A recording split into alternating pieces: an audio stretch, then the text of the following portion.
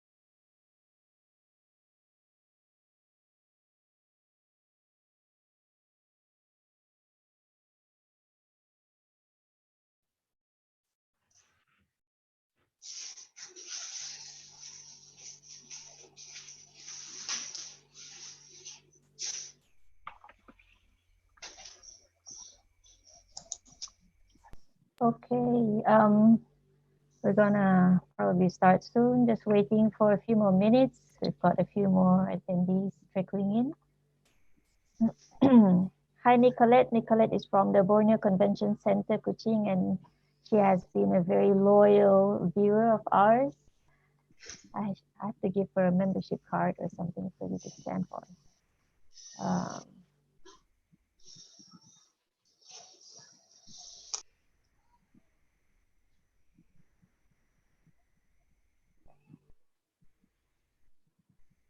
Mr. Chan, hi Mr. Chan, I can see you there. Got a few more other names. We got Madam Gracie Jiki, Director of Place Borneo, my big boss.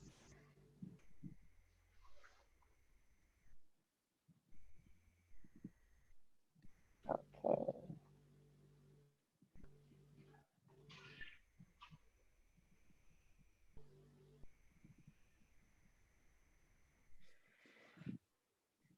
We've got Kun Prida as well, watching her big boss as well here. And I saw Gabriel. Gabriel is in as well. Okay, we'll be starting soon. Okay, I think we can start now, and while people are still trickling in.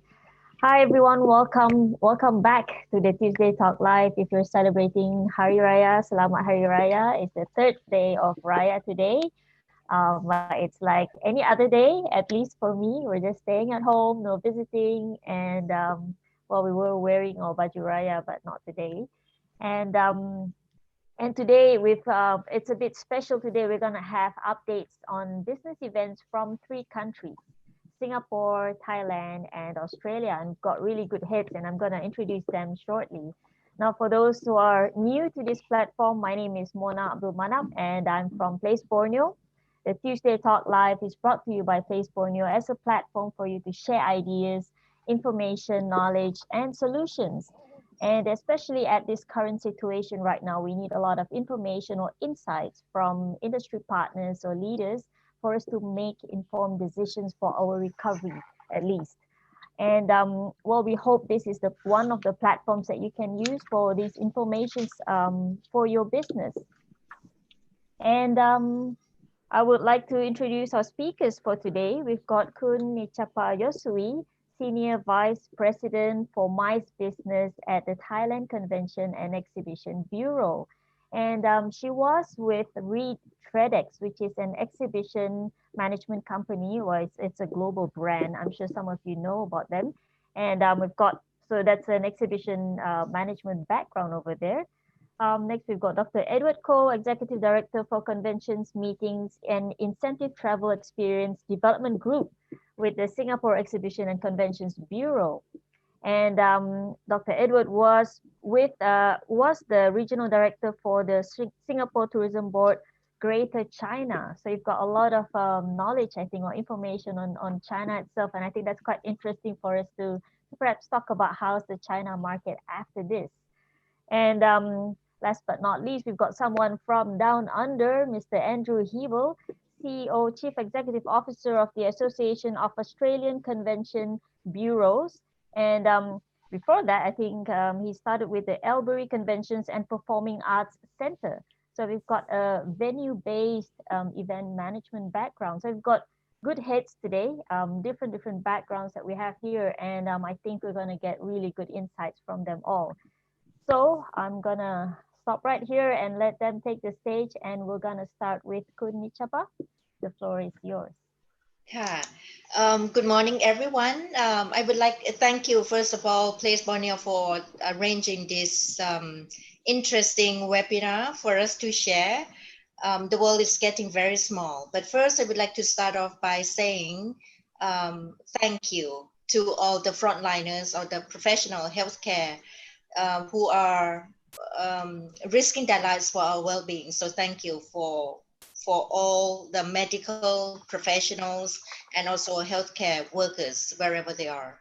A little bit about Thailand. I believe that since the outbreak, the Thai government came up with 3 phases of economic relief and stimulus measures They put in more than 70 billion US dollars to support SMEs, and therefore my stakeholders are well included in the group. They provide a series of soft loans, debt rescheduling, tax relief, wage compensation, cash handouts, and the latest initiatives is that they have bond issuance from the central bank. When it comes to MICE, since January, TSET chose to operate in crisis mode. We have all the past crises to thank for, and we believe that we better prepared than stay behind. So we chose to operate under crisis mode and drafted the 3R strategy as our direction. The 3R strategies are included of response plan, recovery plan, and also restoration plan. The response plan we activated since February. We set up MICE COVID Info Center. We relaxed support criteria and provide additional relief campaign to all events this year. We provided hygiene funds to venues. We provide special funds to activate domestic MICE. In Thailand, we have varieties of unique destinations that we can really activate it.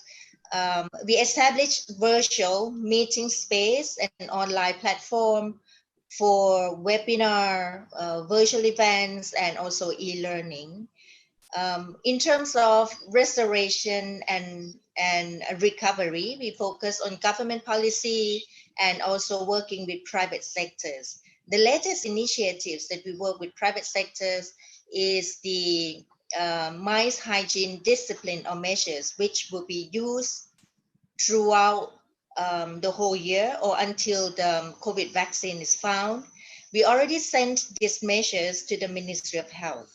So when it comes to the area of health and hygiene, I believe that the government has been exercising extreme monitoring system.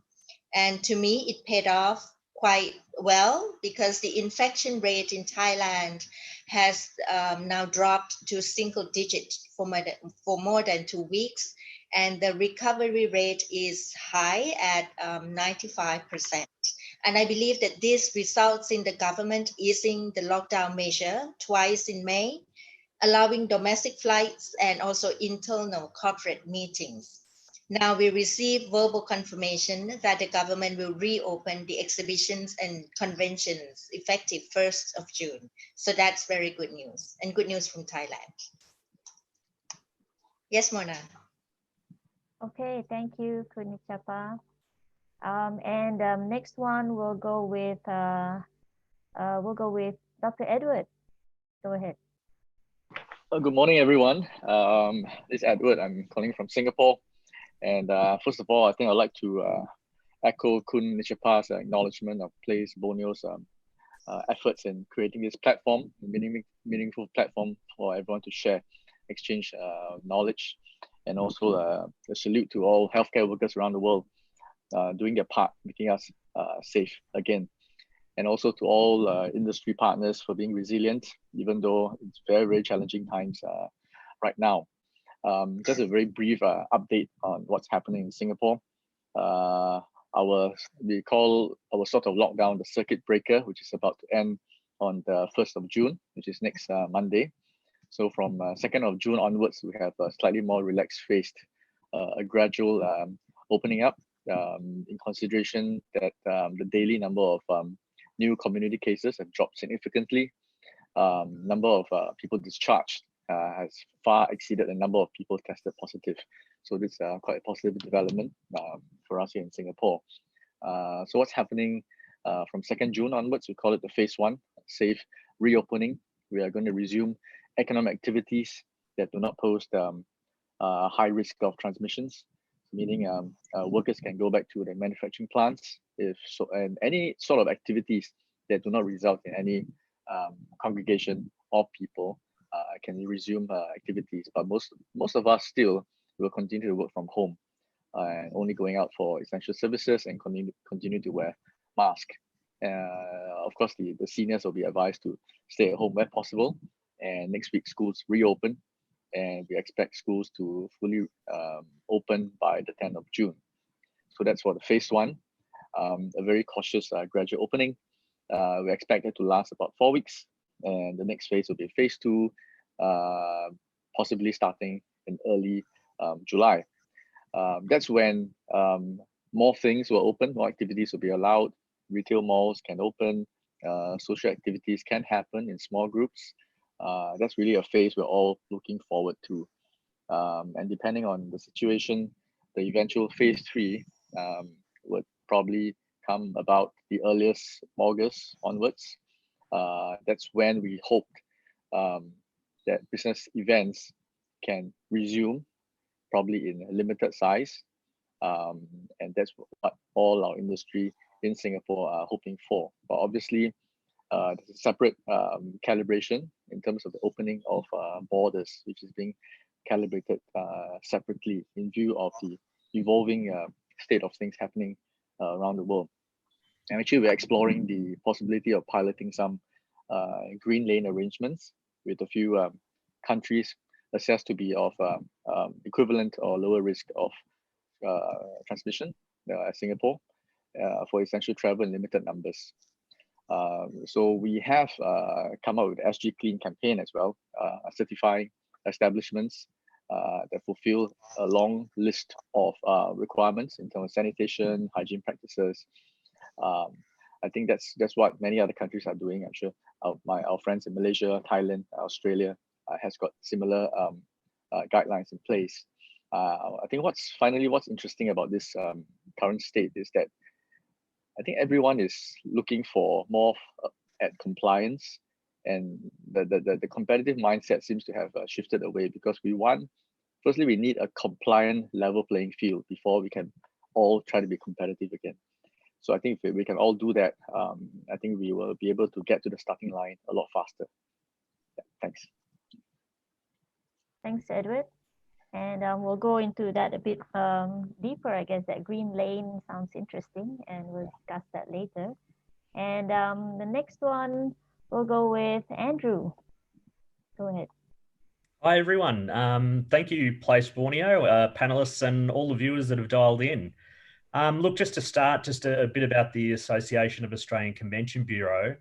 Uniquely, we're not a convention bureau ourselves. We are an association for all of Australia's convention bureau. Most of our bidding, both internationally and domestically, occurs at the city level. And we have 17 convention bureaus as members across the country. They're all funded jointly between the public and private sector, and collectively they represent approximately 1,800 industry operators right across the country. Unusually, we don't have a national convention bureau. Tourism Australia and its Business Events Australia division there from a promotional perspective to promote Australia as a business events destination. But again, all of that bidding takes place at the city and state level. Just to give you a bit of a context in terms of the size of the industry within Australia, we've recently done a study with Ernst & Young through the Business Events Council of Australia that valued the industry in Australia as approximately $35 billion, Australian dollars that is, and looking after a workforce of approximately 230,000 people. So quite a large industry here, but a majority of that is the domestic industry, which keeps a lot of our industry operators afloat, and the international business that comes into the country is obviously the cream, providing new opportunity, new trade opportunity as well, new international knowledge exchange, that kind of thing to the country. In terms of what we do at AACB, our role is primarily to promote and raise the profile of the business events industry, and we do a lot of our work in informing our federal government through both advocacy and lobbying activities. We also collect research from all of those 17 convention bureaus to get a really good understanding of the types of activities that they attract, both domestically and to the country. And we share that information with the federal government to give them a much better understanding of the sector. And as we all know, the business events industry is one of those lesser known industries compared to the leisure travel market. So One of the pieces of work that we do, I don't know if you can see this, but we put together a forward calendar. You can download that off the aacb.org.au website. And I think the unique thing about business events is that there is such a long lead time, and we can plan around the activities that would otherwise be coming. One of the key findings that we had in our international forward calendar was that there were already 368 international business events attracted to Australia as of January, which were yet to occur into the future. That all happened just before, I guess, the bushfires in Australia really took effect, and also COVID-19. So we were set very well.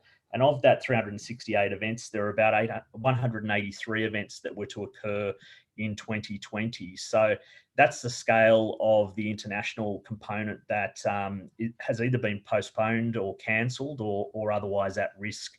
And our members across the country are basically working very closely with both the client side of the industry as well as their members to try and reposition those events to continue to be held within the country. So that's their main focus at this point in time. And as everyone would appreciate, there's a lot of uncertainty around international travel. So working in that longer term lead time is something that can be a little bit tricky to do, but that's their main focus. The shutdown of the business events in Australia essentially started on the 13th of March. This was based on a recommendation by government and all of the state premiers coming together as a national cabinet, recommending that gatherings should no longer occur. At that stage, it was much larger gatherings, but within a week, there was basically little to no opportunity for the business events industry, both internationally and domestically, to continue. To give you a bit of context of the impact of COVID-19 on Australia, the latest figures suggest that we are at a total of 7,100 cases in Australia. However, more than 6,500 of those have recovered. So that leaves us with as few as around about just under 600 active cases. And we're currently experiencing on average around about 10 new cases each day right across the country. So I guess in terms of our management against COVID-19 and mitigating risk, the risk at this stage is still quite low within Australia. And just a total of 102 deaths is the latest figure here from across the country.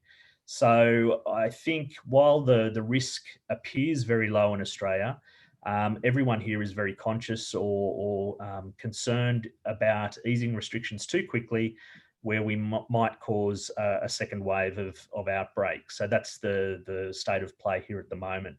But basically our suppression strategy here in Australia has nearly resulted in, I guess, elimination of COVID-19 here in Australia. And I think at that point, I will leave it back to you and maybe we can follow up with some questions. Thank you very much. Thanks, Andrew. And for the viewers who have just signed in on YouTube, and we've got a few more on Zoom, if you're going to ask questions on Zoom, you've got the Q&A function at the bottom. And for those on YouTube, just type your questions there on YouTube chat itself, and then we'll be able to pick it up. We'll go through the questions as and when we see fit, and we'll just pick questions that jive in with our discussions, or we'll leave it to the end if we don't answer it right away.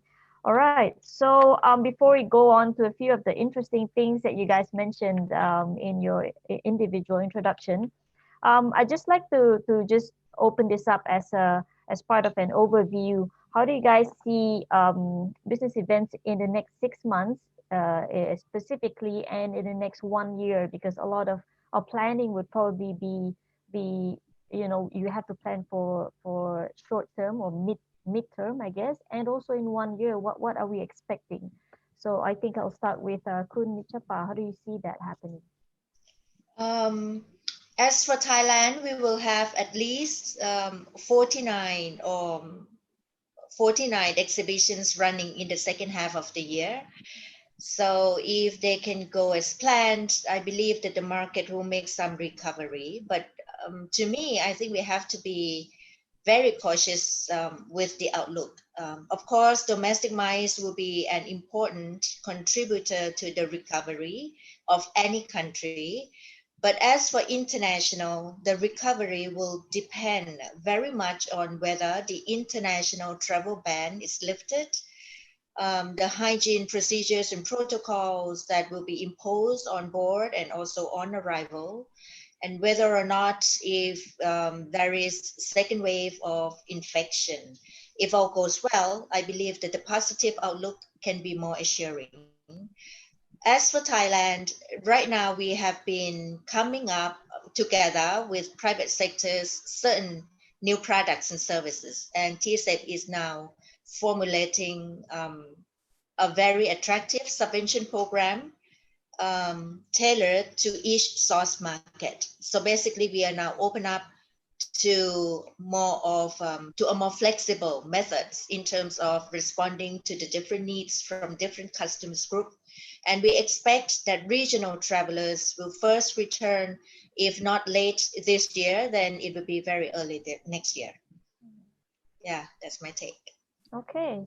Yeah, I think a lot of countries are looking at regional travelers, and I will go into that a bit later in this travel bubble and stuff like that. Edward, what have you got to say about how do we see this 6 months, a year, or 2 years?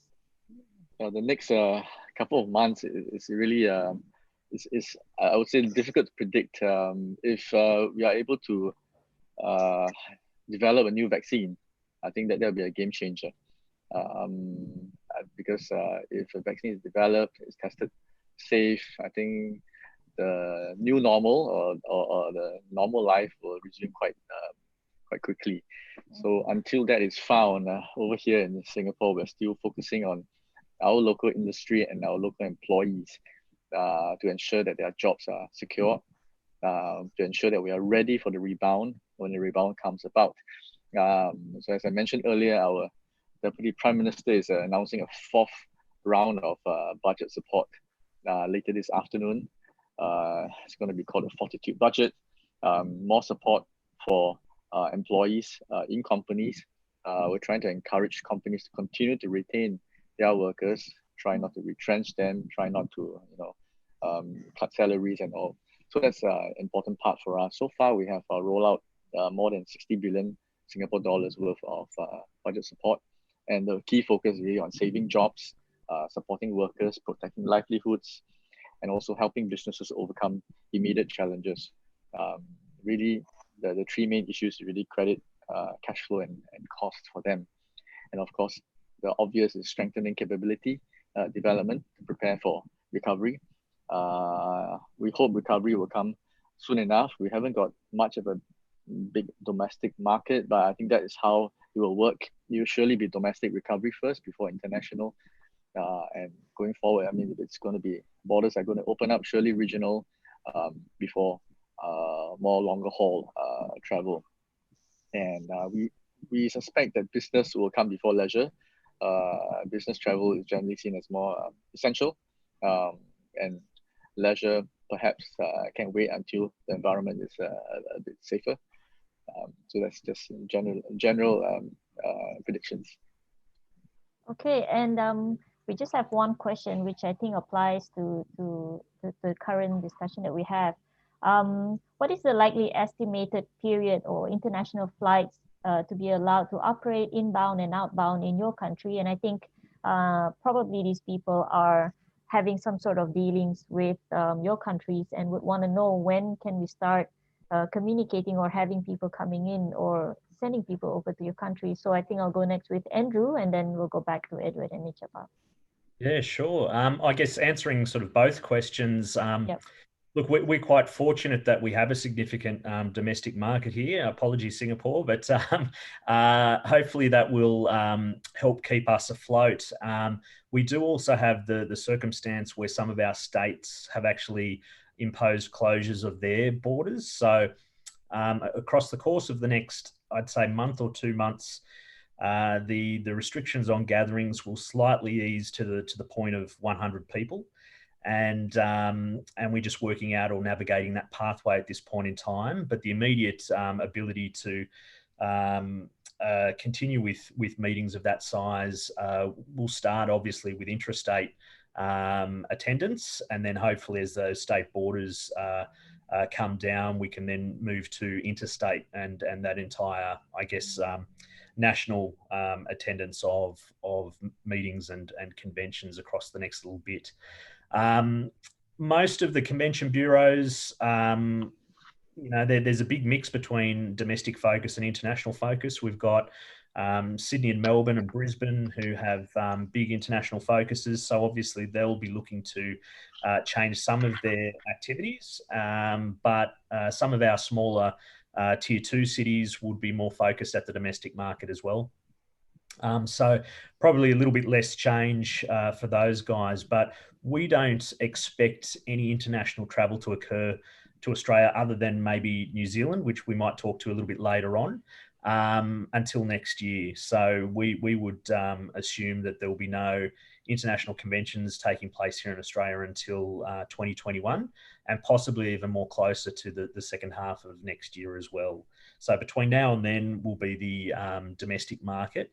And I guess as well, on top of that, normally it would be the corporate market that would kick things off in any kind of visitor economy sense, I would imagine. But I think the concerns that I have at this point in time would be corporate policy around allowing staff to travel. And that's something that we have to navigate our way through. And so I think probably unusually it's the association sector that will probably, with its more firm ability and its clear audience, that might be able to plan for future meetings when it looks safe to do so. But I guess the threat there is around what we've learned around contracts between clients, venues and organisers. That's something that certainly tested us here in Australia. But even the concept of event insurance will be a big, I guess, barrier to events moving forward for the association sector.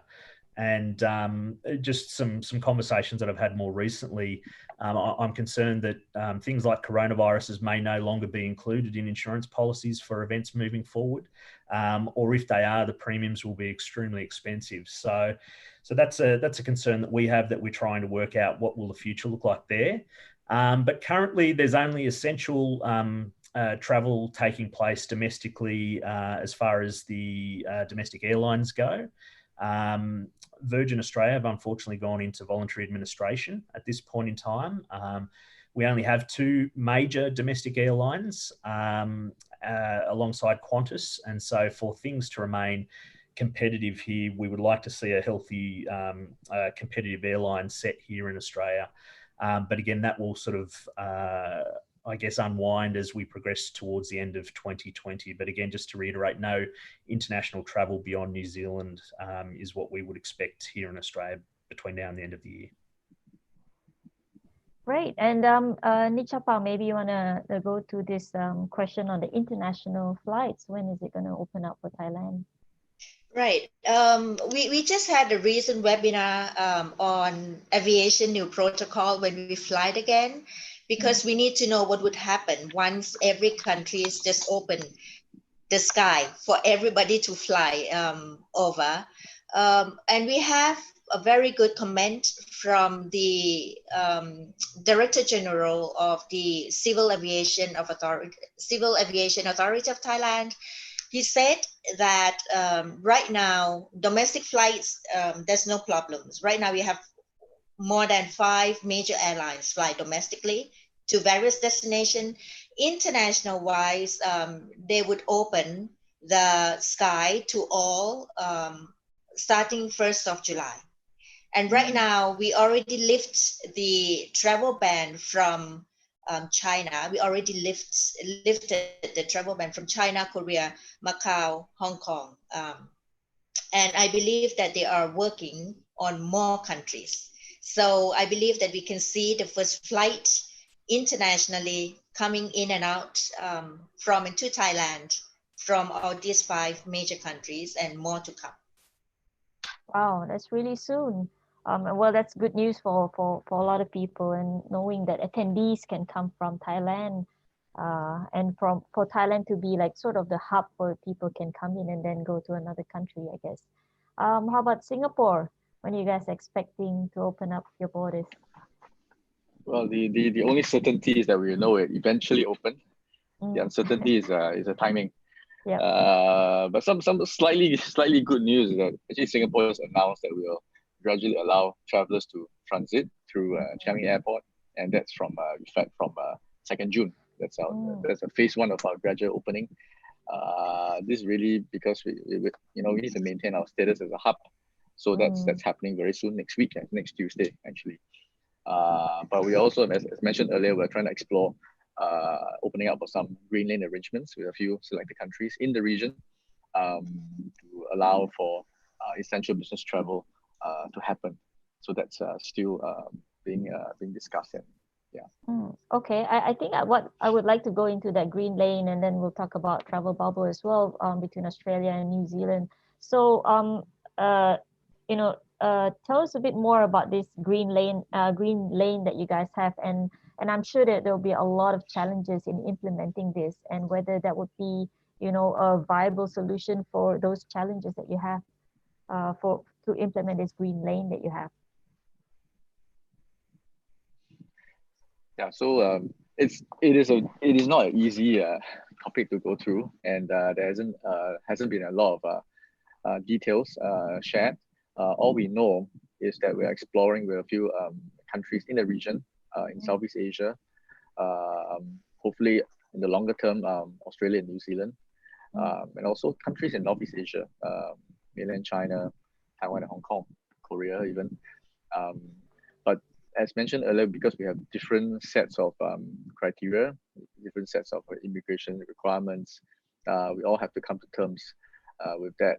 And also, what happens if the green lane arrangement is put in place and someone along the way, unfortunately, is tested positive? All the guidelines have been in place to determine who's going to bear the cost of arranging for the person to be tested, to be hospitalized, to be and making arrangements for the person's eventual return. So a lot of details as we try to make this green lane possible. It's been discussed many times that we are trying to balance between protecting lives and protecting livelihoods. Very fine balance. We try not to go to one extreme or the other extreme, but this fine balance is looking to be quite challenging. But I'm quite optimistic that because the new normal is such that everyone is a lot more aware of distancing, and the authorities are aware that infrastructure we need to redesign public spaces. So I think the new environment will be a lot safer and cleaner, and also personal hygiene will be taken into more serious consideration. So yeah, and also hopefully the vaccine will come about. Okay, and yeah, I think it would be a lot of balancing act that you need to do, and there's a lot of finer details that we need to talk about. I'm not sure if Australia and New Zealand, if you guys discussed any of these finer details that maybe you can share with us. So perhaps some of and maybe we'll wait for you guys to see how it goes. You guys are sort of like the guinea pigs, and then if it's successful, we'll follow. If it's not, then we won't. But yeah, share with us if you guys discuss anything on this travel bubble that you plan to have with New Zealand. Yeah, sure. Well, it is a little bit early to say at this stage. I think with New Zealand's leadership in how they've managed COVID-19 is probably up there as the best in the world. But in doing so, they really had to go to quite a severe lockdown. But Australia and New Zealand culturally have very close ties, both from a work perspective. We have a lot of people work both in both countries, and a lot of travel between both countries as well. New Zealand would be the highest source market for attendance of business events in Australia. So there is a lot of natural travel that occurs between the two countries. And also the I guess, ease of access through much easier visa protocols required there as well. So look, we're both navigating that sort of space of early meetings of up to 100 individually. Mm. And then I think once some of those things that we've discussed as a panel already around guidelines and both countries being certain about those guidelines, then I think we can probably look at the opportunities around, I guess that would benefit the business event sector in both countries occurring. So I would imagine the early travel that would occur would be for leisure purposes, and the business event sector would ideally follow. But as I mentioned, we have to get through our internal hurdles of some of our state borders being closed at this point in time before we can move to that international perspective. But it would seem like a natural progression, and again, there's the opportunity around some of the corporate incentives that could perhaps in low numbers occur between the two countries as early adopters of any program that we might be able to launch. Mm-hmm. And thanks. And how about Thailand? Are you guys looking at having any sort of collaboration with any countries around the region? In the past, we already have a few MOUs with, first of all, CLMV. They are our nearest border. And I believe that Thailand has been positioned ourselves as a gateway to CLMV. I believe the travel bubble can be a good thing. But of course, we have to follow what Australia and New Zealand has to, sort of finalize on the guidelines, and let's see how we can adopt that or apply that. The top source market for Thailand is, of course, from Asia, China, India as well, and also Singapore, Malaysia. So I believe that once a vaccine is found, like what Edward said, it will be a game changer. So right now, I believe that each country is focusing on how to manage their own thing internally to make sure that the country is safe, and also that everything, all the foundations has been laid. And I believe that that is a very crucial first step on how we can start traveling again. Once everybody, all the countries have that foundation, then having a travel bubble or have MOU or whatever, it will be an easy part. So I think we first have to make sure that we get the first step right in the countries. Yeah. Okay, and I think we actually spoke about this briefly in our trial runs, and we talked about if we do open up to China, Hong Kong, Macau, Taiwan, and this question from Dr. John Chan came in at just the right time. There are certain countries where prejudice sentiments have been expressed towards certain segments of the international community for having caused this pandemic. So obviously there'll be some sort of resistance to allowing these people back into your country, and China is a great market for a lot of us. So how are we going to overcome this? And this is a question from Dr. John. Edward, maybe you want to take this since you're quite big on Greater China. You've been into that before. Well, I think to start with, I would say that the tourism industry, the business events industry is it's a very friendly one. I don't think we are, we have much of a political ideology that we bring into our work. The very fact that we are a facilitation of face-to-face meetings, making the place a friendlier place, I think it's a reflection of what we believed in. But going straight to the issue about China, I think it's a major source markets for Singapore, Malaysia, Thailand, Australia. We have many friends from China, like we have many friends in the region. For Singapore, for example, we are connected to more than 30 cities in China for business, for trade, for leisure as well. And we hope that will return soon. We hope to resume some of the flights soon. But of course, safety is of top priority. We see, at least from the reports, that things are getting back to normal in many parts of China because it started early. And I think they're still developing quite cautiously. As I understand, travel between provinces generally not encouraged. And even if you do, you probably need some days of quarantine period before you can go out to meet your friends. So that's some sort of a reassurance. And over our side here, we also want to assure our Chinese friends that we are putting all the measures in place. So everything is reciprocal. I have to believe in you, you have to believe in me.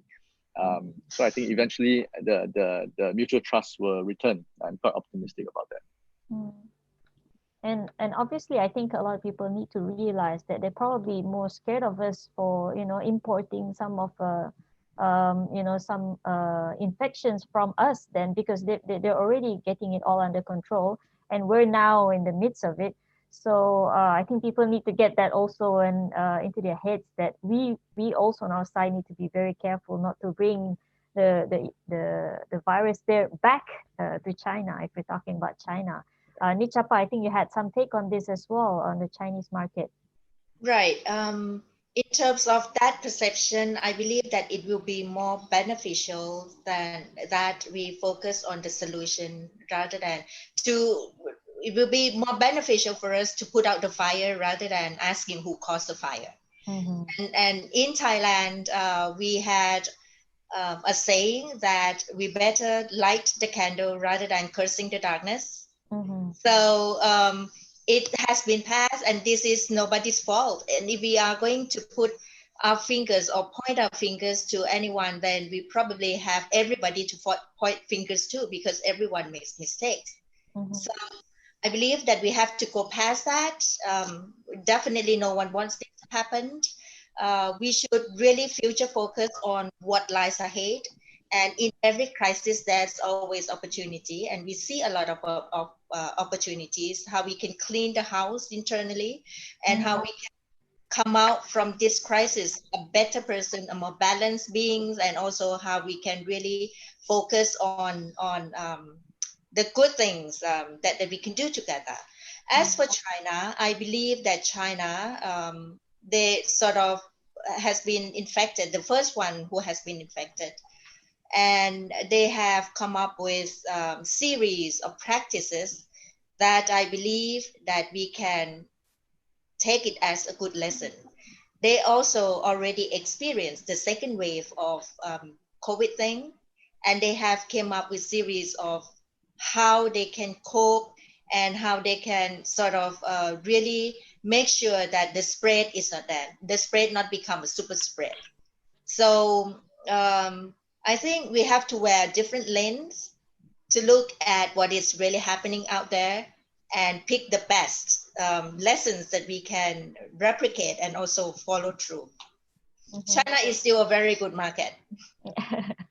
I think, yeah, well, we know that, but some people, I guess the prejudice would still be there, how, especially in our attendees or even some of our residents in our countries. And I guess convincing them otherwise would be the challenge here. Andrew, I think China is also a huge market for Australia. And how do you see that happening? Yeah, very much so, both from a trade perspective, very high visitation, probably our number one market from tourism altogether, in spend as well. Also in international education here in Australia, very high numbers of international students coming from China here also. So naturally, we want to see that return. I don't know whether we can return to the absolute normal in terms of numbers around the world that we once saw. But looking forward, I think and this is my opinion, it would be very difficult to look at expanding a travel bubble in the short term. I think maybe while there's an opportunity to do that from our perspective with New Zealand, I couldn't see restricting travel in an opening environment being really complementary to any industry sector. So I would envisage that Australia in the future, if we decide to open up our international borders, would do it like as the other panelists have mentioned in terms of an opening skies position when it's safe to do so. But from an Australian perspective, a lot of the case numbers that we experienced here in the numbers that I mentioned previously had come from international visitation more broadly. So that included Europe and North America as well. And so that's why Australia went down the path of, yes, closing the borders to China, where the source originally occurred early, but then quickly after that, it was all of international travel. But reversing that, I would imagine it would reverse right across the board when it's safe to do so at some stage next year. Mm-hmm. All right, and I think we're talking more about in terms of trade or business events, and if you're touching on travelers, as in tourists coming in from any other country, not just from China. I think there's a question from Sukling Yap. To encourage inbound to your country when it is deemed safe and manageable, but without a vaccine. So before there is a vaccine, I think what do you have more ideas to build travelers' confidence? So I think we don't know when the vaccine will be coming in, but what can we do in our countries to build travelers' confidence? I think a lot of people would just not want to travel out, and some would want to if they know that there's certain measures put in, and if they're confident with those measures. Apart from the usual, limiting numbers, prevent social distancing and hygiene, stuff like that. There's the usual stuff. So any other ideas that you guys are looking at? Andrew, would you like to go first? Look, I think one of the advantages with business events, and something that we're trying to prosecute here in Australia, is that through the very nature of the registration process, whether it's an exhibition, a convention, a corporate incentive, we know who is in the group. And so one of the key things from a government perspective about instilling confidence from a government point of view is that contact tracing can be very simple through our industry sector compared to some other mass gatherings. So we're going through the process of educating the government that business events are a unique form of gathering where we know who is involved, both from a staffing and participation perspective. So that's something really important here. I think a few things that I've touched on before around confidence also goes to the issues around insurances, the issues around guidelines that both clients and venues would have to adhere to. And I think most countries are going through their own form of high-level principles in safety and hygiene guidelines. But a lot of the guidelines being translated into a local perspective and protocols because different areas in different countries have different case numbers and are looking to ease restrictions at different rates. So I think they're things that the industry can proactively do and are already well down the path of that. And that's probably it from my perspective at this stage. Yeah. Yeah. And I think, Edward, you mentioned about now is a time for a compliance mindset, not a competitive mindset. And I think this will add on to the confidence that we have as travelers or business events attendees. And it's just working with the industry players, working with the venue, how you're going to implement all those hygiene measures that you have in there. And I like that we have to convince the government that business events is different. And it's not just like any mass gathering, like a music festival you mentioned earlier. Just touching on the insurance part, a lot of events, smaller events, and especially when they're run by associations, they don't have a lot of funds to begin with. And usually they don't have any insurance. And do you see this as a new trend? But if pandemic or virus infections are not going to be included in the insurance, what's the point of taking the insurance in the first place?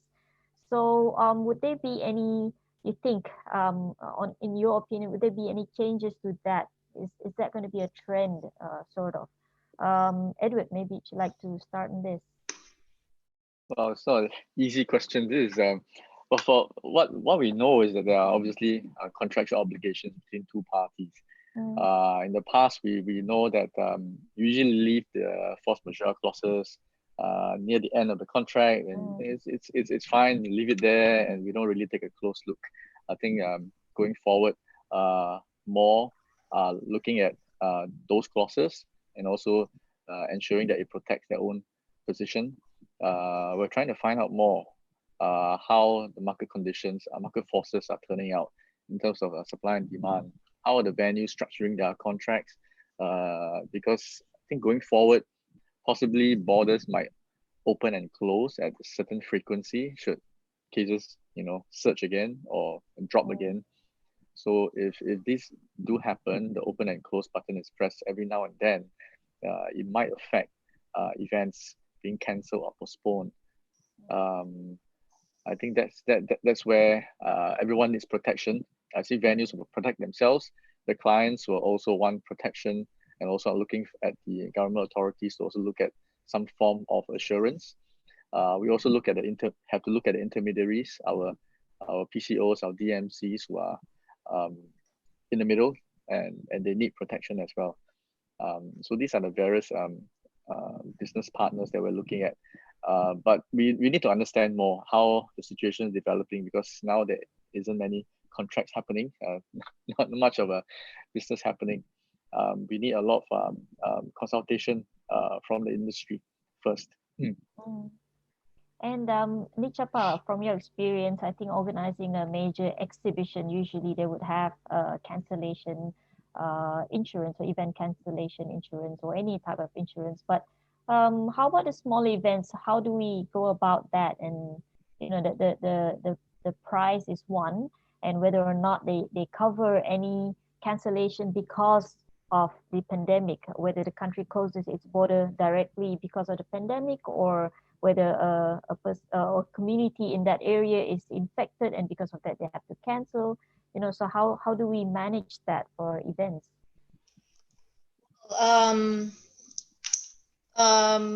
I think normally in the insurance clause there is a clause called force majeure, and it covers everything. I don't know whether it covers COVID.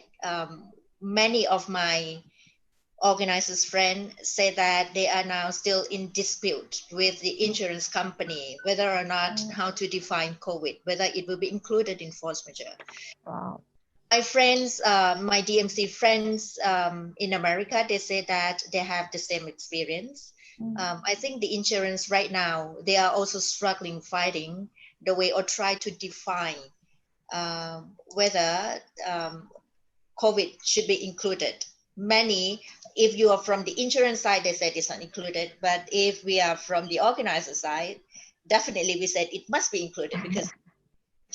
So right now it's still under discussion. I believe that this insurance thing will play a big part in hopefully future-proof whatever events that any organizers would run.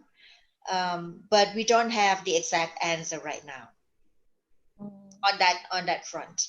But I think in order to build the confidence, of course, the insurance is one thing. However, I believe that all the organizers or all the suppliers will have to redefine the whole process of how they plan the events. I think they have to make sure that the return on investment, the ROI, must be extremely valid.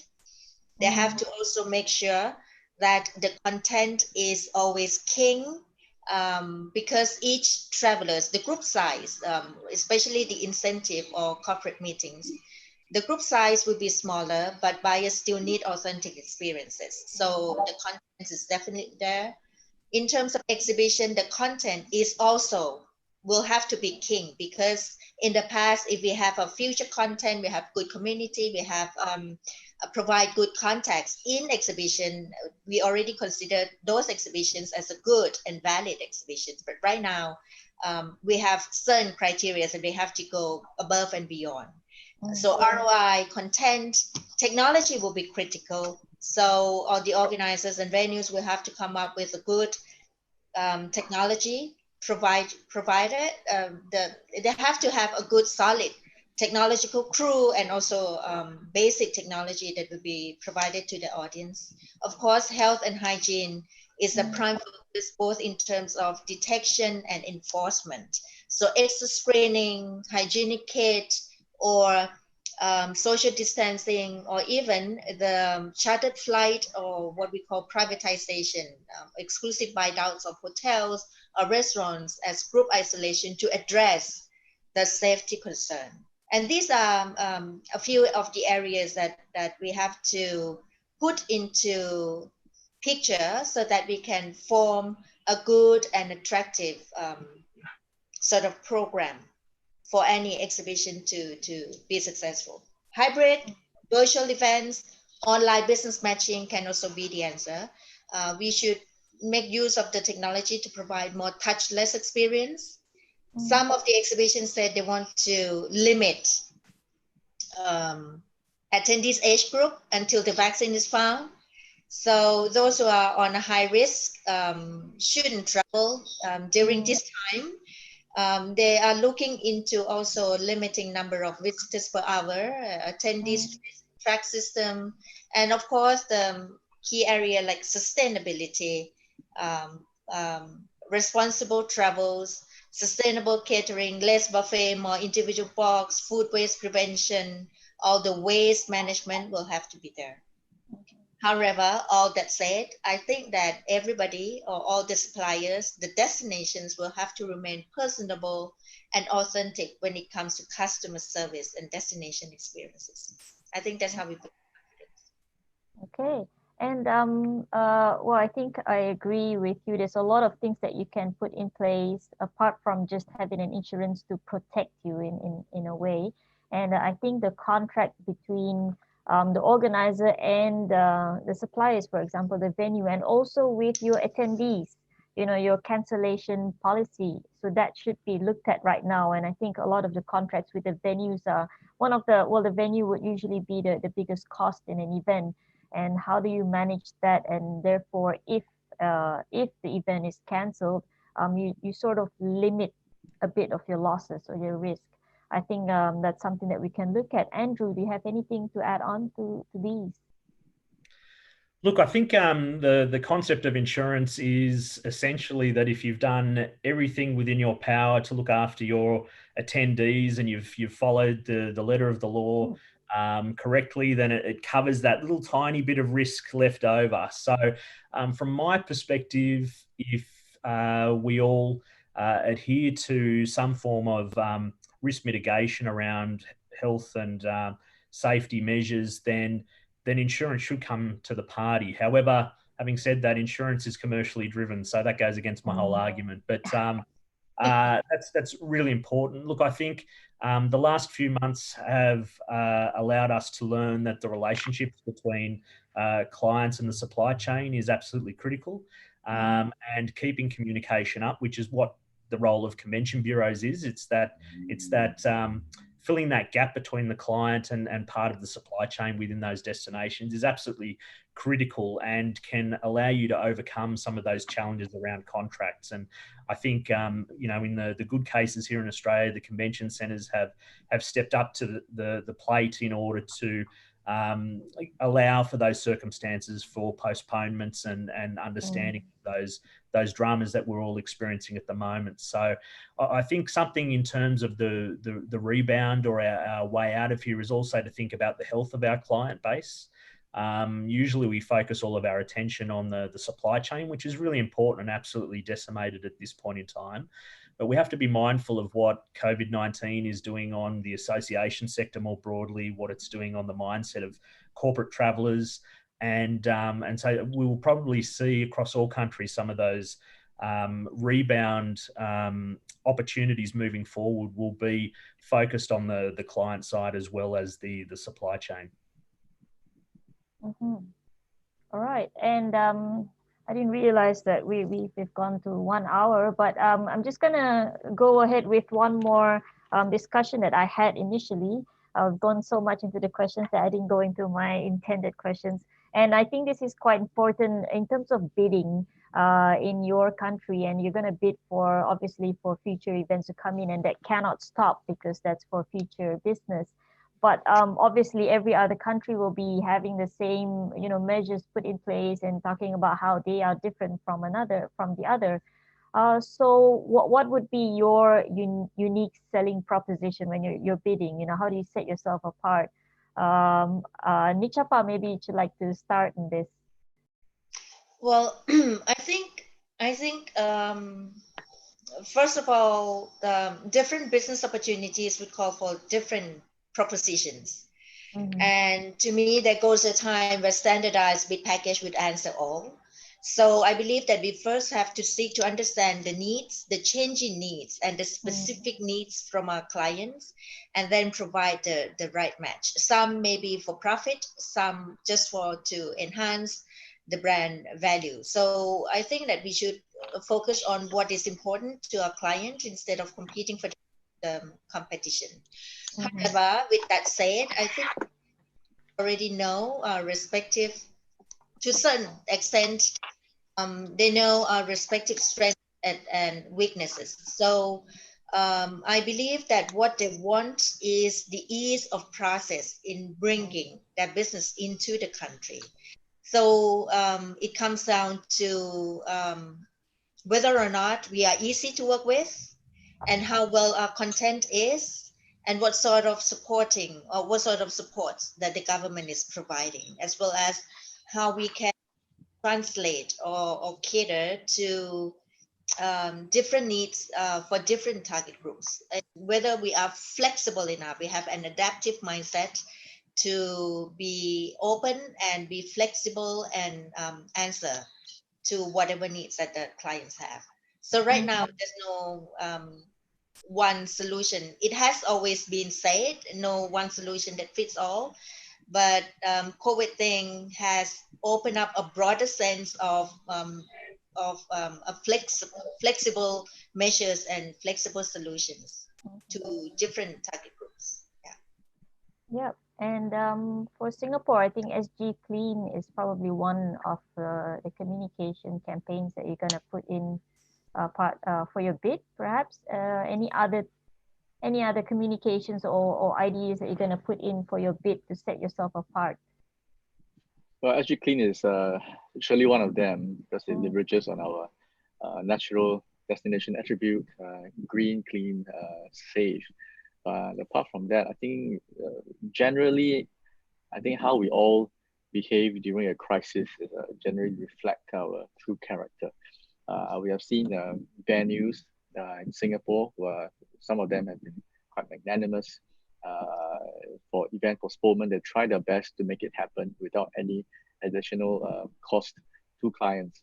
And we really applaud our partners for doing these, because in a way what they do is a reflection of who we are collectively.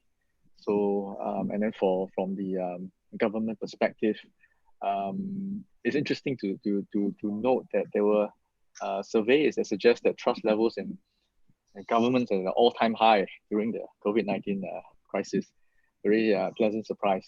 It was an Edelman Barometer survey, and I think we really need to leverage on these this positive wave to do the right things. And as Good Nature Pa and Andrew mentioned, there's a lot of things we can do in terms of helping to negotiate between clients, venues, suppliers. Mediation is really a philosophy we go by here. Where possible, try not to be too confrontational about it. Try to find a win-win situation. Not always the easiest thing to do, but we try all the time. And how about Australia? Anything? Well, you guys are not going to open up for 1 year, but bidding will usually about 4 or 5 years. So how are you going to tell people that you guys are different from Singapore, Thailand, Malaysia?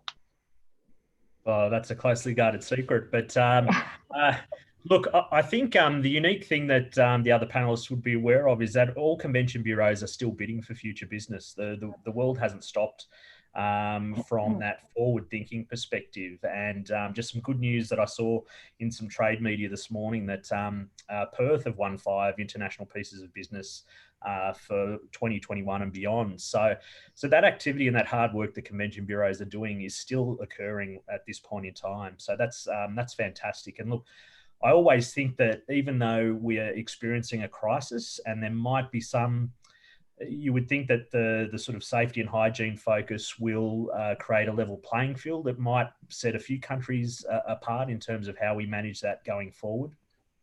But I think the basics will always still apply in terms of what the client is looking for, and that's that personalized touch and what your country can offer that that particular piece of business. So I think that's the fundamental element, that while we're going through such a massive disruption and the way events may actually be delivered in the future could change, I think that that personalised service is something that still needs to remain, and that unique service that you can offer your clients. So, yeah. Mm-hmm. Okay, I would love to go more, and I think we've got one more question on how the tension in Hong Kong will affect travel, but I think we'll leave that for another time. We ain't got time. And this anonymous person who asked the question, if you're really keen on getting the answers from our speakers, you can always post it on Facebook or write directly to info@placeborneo.com, and we can channel it to the speakers. Now, for this session, I'd just like to announce for the next few Tuesday Talk Live, we're going to have it fortnightly. We had it weekly, and it's been really good. But we're getting a bit tired as well, because we have to start back on our core business, which is conference organizing. Unless we become like Oprah or Ellen, maybe we can earn from this talk. But it's a free talk, so so we've got to refocus our attention to our core business. And so the next one will be on the second week of June, and we're going to have a medical person, an infectious disease physician, who's going to share with us from a medical perspective, how is this going to be like for business events, and what should we do? So he's a doctor, he should know what he's talking about, I guess. And so that's going to be the next few sessions for Tuesday Talk Live, and we hope we can continue this even after COVID, even after MCO. It's a great sharing platform for everyone. And thank you to all the speakers. You guys did a great job. I had so many information that I took down here, and I'll be doing a summary for people who were not able to join us. We've had people on YouTube and also on Zoom, as you can see here. Thank you so much for sharing your insights, your information, and some of your very, very good ideas that we can copy from you guys. Thank you to all the attendees, to the viewers, to those who asked questions. Thank you so much. And to those who are celebrating Raya still, Selamat Hari Raya. And see you again soon in the second week of June. Thank you so much. Have a great day ahead. Thank you. Thank you, Mona. Thank you, all panelists. Thank you. Sawadee ka. Sawadee ka. Okay.